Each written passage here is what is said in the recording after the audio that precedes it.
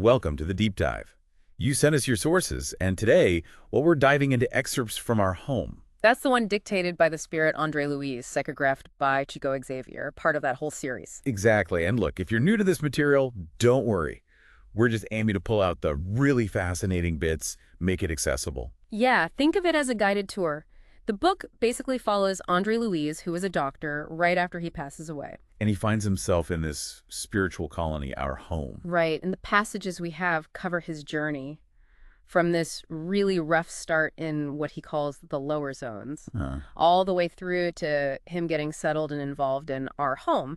We touch on what this place is like, the challenges, growth, all that. Okay, let's start with that initial shock. It sounds pretty rough for him. Oh, definitely. He talks about diabolical forms, livid faces, almost animalistic expressions. And the place itself, this weird albacenta light, thick fog, it paints a picture, doesn't it? It really does. And that shock is revealing. He connects it to his life, his philosophy of immediatism, Living for the now, basically. Pretty much. Not terrible, not saintly, just focused on the material, maybe. Right. And that seems to land him in this difficult spot initially. But then he meets Clarencio. That seems to be the turning point. A major one. Clarencio guides him to our home. And the description shifts completely. Soft clarity, like a sunset on spring afternoons. Even the light feels comforting. Yeah, it's a stark contrast. It really drives home that idea, doesn't it? Yeah. That your internal state shapes your external reality, even there. Absolutely.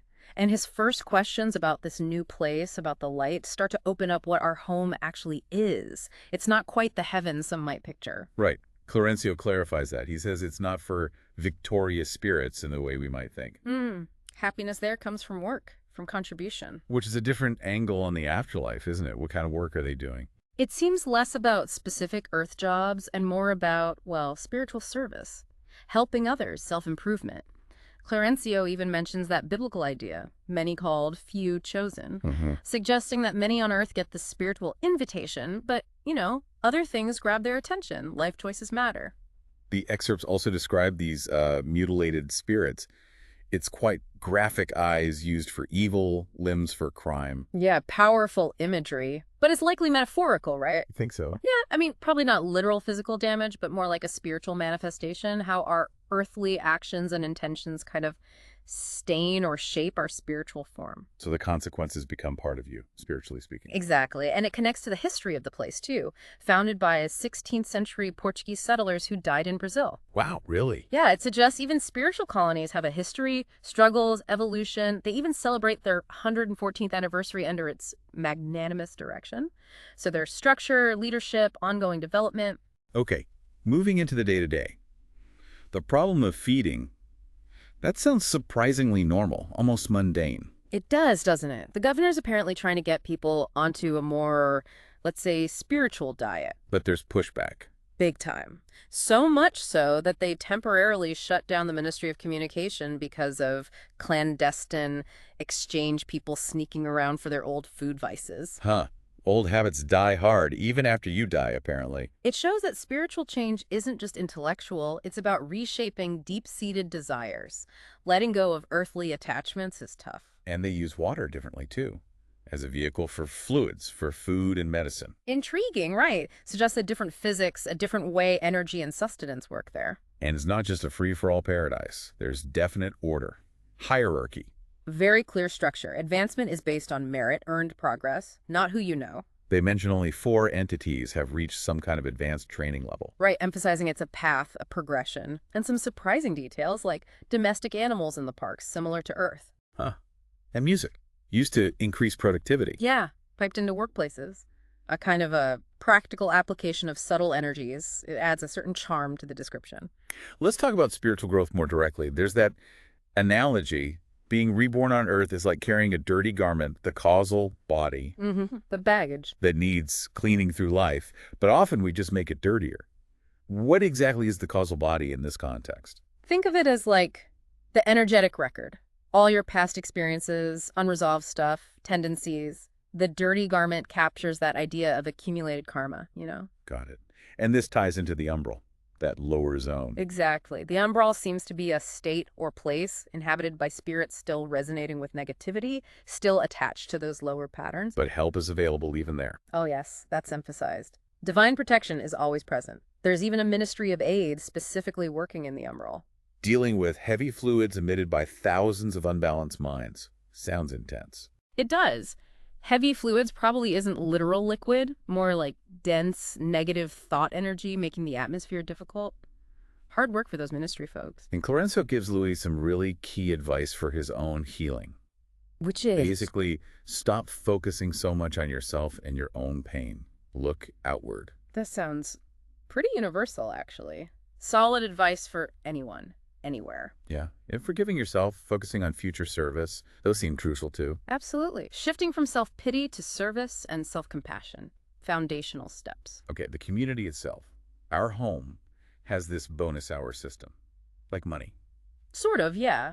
A spiritual currency earned through work, through contribution. Basic needs like food and clothes are provided. Right, but if you work diligently, you can earn enough bonus hours for, say, your own home, better resources. And property is relative, mostly communal under the governor. What's the big idea here?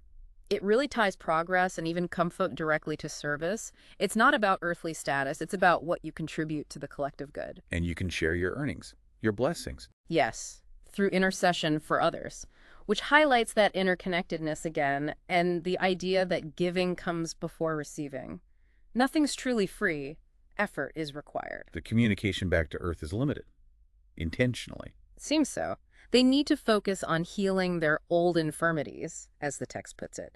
Strong emotional ties to Earth can pull them back into lower vibrations. So the governor decreed against generalized communication, a protective measure. Makes sense. You need detachment to progress there. And their internal communication uses more subtle vibratory forces anyway.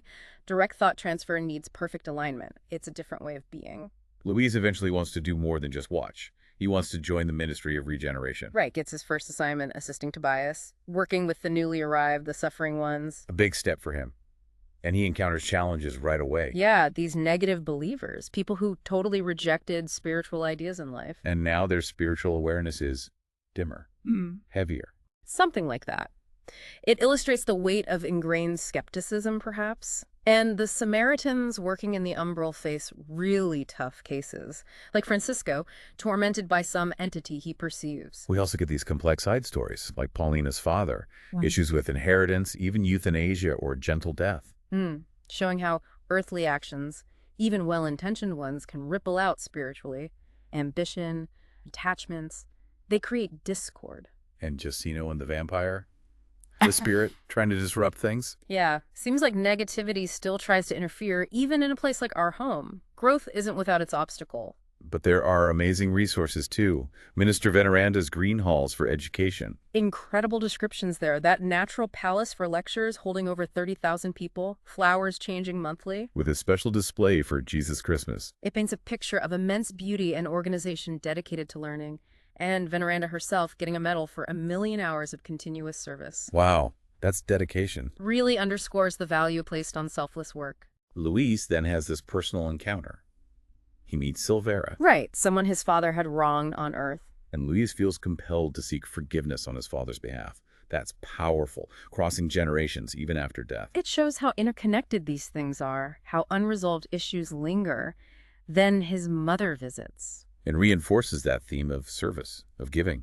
She explains his father's difficult spiritual state and her own plan. To reincarnate to help him. Exactly. A profound act of love and sacrifice. It really drives home the idea that compassionate spirits don't just, help from afar. Luis also spends time with Lysias's family, seeing domestic life in our home. Right. Music, family gatherings. We meet Eloisa, the granddaughter who's struggling to adapt after dying young. Especially about her old fiancé back on Earth. Yeah, and this leads to discussions about earthly marriage, often being about rescue or karmic ties, not necessarily twin souls. And ideas about women finding roles beyond just traditional servitude, like nursing or teaching.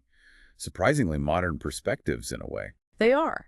And the point about exploiters on Earth finding themselves exploited in lower realms, that's classic karmic balance. Then there's that message from Moradia and other nearby colonies. Describing humanity collectively as like an insatiable man suffering from its own excesses. A sobering commentary. Which leads into the governor's big address, Yeah. a major event, Huge gathering. He reads from the Gospel, Matthew 24, about wars and rumors of wars. and calls for more courage, more service, especially from those closer to earthly experience, to help counteract the dense darkness on Earth. It feels like a serious mobilization, a call to spiritual action.